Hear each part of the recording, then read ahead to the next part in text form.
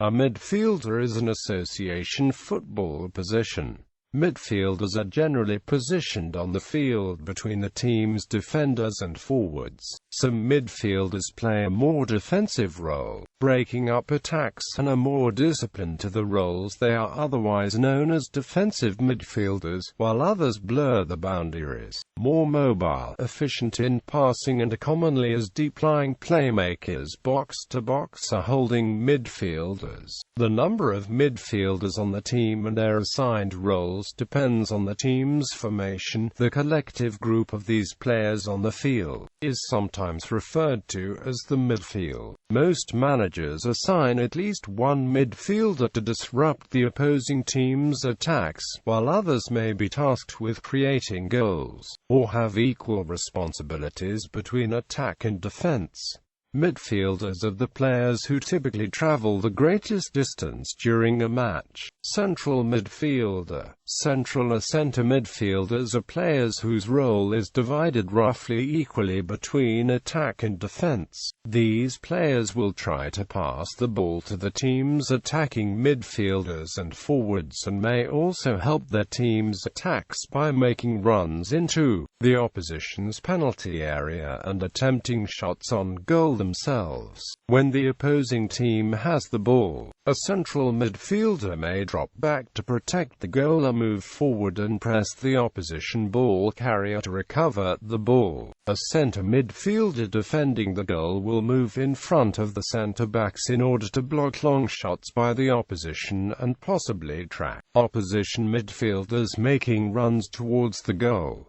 The 4-3-3 and 4-5-1 formations each use three central midfielders. The 4-4-2 formation may use two central midfielders, and in the 4-2-3-1 formation one of the two deeper midfielders may be a central midfielder. Box-to-box midfielder. The term box-to-box midfielder refers to central midfielders who have good abilities and are skilled at both defending and attacking. These players can therefore track back to their own box to make tackles and block shots, and also run to the opponent's box to try to score. A good box-to-box midfielder needs good passing, vision, control, stamina, tackling and marking in defense, and shooting and dribbling in attack. Wide midfielder. Left and right midfielders have a role balance between attack and defense, similar to that of central midfielders, but they are positioned closer to the touch lines of the pitch. They may be asked to cross the ball into the opponent's penalty area to make scoring chances for the teammates, and when defending they may put pressure on opponents who are trying to cross. Common modern formations that include left and right midfielders of the 4-4-2, the 4-4-1-1, and the 4-5-1 formations. Jonathan Wilson describes the development of 4-4-2 formation. The winger became a wide midfielder, a shuttler, somebody who might be expected to cross a ball but was also meant to put in a defensive shift. A notable example of a right midfielder is David Beckham. Defensive midfielder. Defensive midfielders are midfield players who focus on protecting the team's goal. These players may defend a zone in front of their team's defense, or man-mark specific opposition attackers. Defensive midfielders may also move to the full-back or centre-back positions if those players move forward to join in an attack. Sergio Busquets described his attitude. "The coach knows that I am an obedient player who likes to help out, and if I have to run to the wing to cover someone's position, great." A good defensive midfielder needs good passing, marking, tackling, interceptions and great stamina and strength. Holding midfielder. Holding a deep-lying midfielder stays close to the team's defense, while other midfielders may move forward to attack. A player in this role will try to protect the goal by disrupting the opponent's attacking moves and stopping long shots on the goal. The holding midfielder may also have responsibilities when the team has the ball. This player will make mostly short and simple passes to more attacking members of their team, but may try some more difficult passes depending on the team's strategy. This position may be seen in the 4-2-3-1 and 4-4-2 diamond formations. Deep-lying playmaker. A deep-lying playmaker is a holding midfielder who specializes in ball skills such as passing, rather than defensive skills like tackling. When this player has the ball, they may attempt longer or more complex passes than other holding players. They may try to set the tempo of the team's play, retain possession, or build plays through short exchanges. Or they may try to pass the ball long to a center forward, a winger, or even pass short to a teammate in the hole, the area between the opponent's defenders and midfielders. In Italy, the deep-lying playmaker is known as a regista, whereas in Brazil, it is known as a meia armador. Writer Jonathan Wilson described Xabi Alonso's role. Although capable of making tackles, focused on keeping the ball moving, occasionally raking long passes out to the flanks to change the angle of attack. Attacking midfielder. An attacking midfielder is a midfield player who is positioned in an advanced midfield position, usually between central midfield and the team's forwards, and who has a primarily offensive role. Some attacking midfielders are called trequartistas or fantasisti, known for their deft touch, vision, ability to shoot from range, and passing prowess. However, not all attacking midfielders are trequartistas. Some attacking midfielders are very vertical and are essentially auxiliary attackers who serve to link up play, hold up the ball, or provide the final pass, i.e. secondary striker. According to positioning along the field, attacking midfield may be divided into left, right and central attacking midfield roles. A central attacking midfielder may be referred to as a playmaker or number 10. A good attacking midfielder needs good passing abilities, vision, the ability to make long shots, and solid dribbling skills. Advanced playmaker. These players typically serve as the offensive pivot of the team, and are sometimes said to be playing in the hole, although this term can also be used to describe the positioning of a deep-lying forward. The attacking midfielder is an important position that requires the player to possess superior technical abilities in terms of passing and dribbling, as well as, perhaps more importantly, the ability to read the opposing defense in order to deliver defense-splitting passes to the strikers. This specialist midfielder's main role is to create good shooting and goal-scoring opportunities using superior vision, control, and technical skill, by making crosses, through balls, and headed knockdowns to teammates. They may try to set up shooting opportunities for themselves by dribbling or performing a give-and-go with the teammate. Attacking midfielders may also make runs into the opponent's penalty area in order to shoot from another teammate's pass, where a creative attacking midfielder, i.e. an advanced playmaker, is regularly utilized. He is commonly the team's star player and often wears the number 10 shirt. As such, a team is often constructed so as to allow their attacking midfielder to roam free and create as the situation demands. One such popular formation is the 4-4-2 diamond, in which defined attacking and defensive midfielders replace the more traditional pair of central midfielders, known as the fantasista or trequartista in Italy. In Brazil, the offensive playmaker is known as the meia atacante, whereas in Argentina and Uruguay, it is known as the enganche.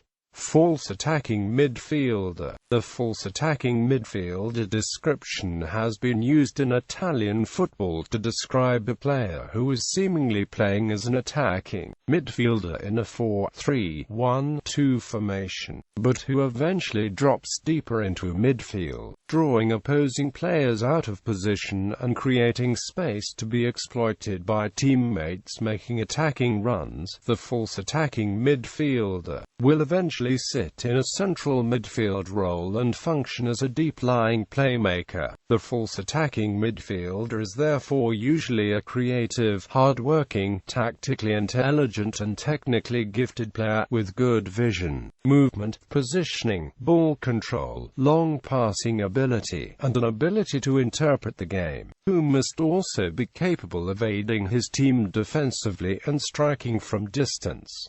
False 10 or central winger. The false 10 or central winger is a new type of midfielder recently introduced to football, which differs from the false attacking midfielder. Much like the false 9, her specificity lies in the fact that, unlike a traditional playmaker who stays behind the striker in the center of the pitch, his goal is to drift wide when in possession of the ball to help both the wingers and full-backs to overload the flanks. This means two problems for the opposite midfield. Either they let her drift wide, and his presence with both the winger and the full-back makes it 3-on-2 out wide, or they follow him, but leave space in the center of the pitch for wingers or onrushing midfielders to take. False 10s are usually traditional wingers who are told to play in the center of the pitch, and the natural way of playing makes them drift wide. This role is specifically meant to respond to the fact that more and more midfielders are fielded in the center of the pitch. Winger. In modern football, the terms winger, a wide player, refer to a non-defender who plays on the left or right sides of the pitch. These terms can apply to left-to-right midfielders, left-to-right attacking midfielders, or left-to-right forwards. Left-to-right-sided defenders such as wing-backs or full-backs are generally not called wingers. In the 2-3-5 formation popular in the late 19th century, wingers remained mostly near the touchlines of the pitch, and were expected to cross the ball for the team's inside and centre forwards. Traditionally, wingers were purely attacking players and were not expected to track back and defend. This began to change in the 1960s. In the 1966 World Cup, England manager Alf Ramsey did not select wingers from the quarter-final onwards. This team was known as the Wingless Wonders, and led to the modern 4-4-2 formation. This has led to most modern wide players having a more demanding role in the sense that they are expected to provide defensive cover for their full-backs and track back to repossess the ball, as well as provide skillful crosses for centre-forwards and strikers. Some forwards are able to operate as wingers behind a lone striker. In a three-man midfield, specialist wingers are sometimes deployed down the flanks alongside the central midfielder or playmaker. Even more demanding is the role of wing-back, where the wide player is expected to provide both defense and attack. The role of winger can be classed as a forward or a midfielder, so this role blurs the divide between defender and midfielder. A winger is an attacking midfielder who is stationed in a wide position near the touchlines. Wingers such as Stanley Matthews or Jimmy Johnston used to be classified as forwards in traditional W-shaped formations, and were formerly known as outside right or outside left, but as tactics evolved through the last 40 years, wingers have dropped to deeper field positions and are now usually classified as part of the midfield, usually in 4-4-2 or 4-5-1 formations. The responsibilities of the wing include providing a wide presence as a passing option on the flank, to beat the opposing full-back either with skill or with speed, to read passes from the midfield that give them a clear crossing opportunity when going wide, or that give them a clear scoring opportunity when cutting inside towards goal, to double up on the opposition winger, particularly when he is being double-marked by both the team's full-back and winger. The prototypical winger is fast, tricky and enjoys hugging the touchline, that is, running downfield close to the touchline and delivering crosses.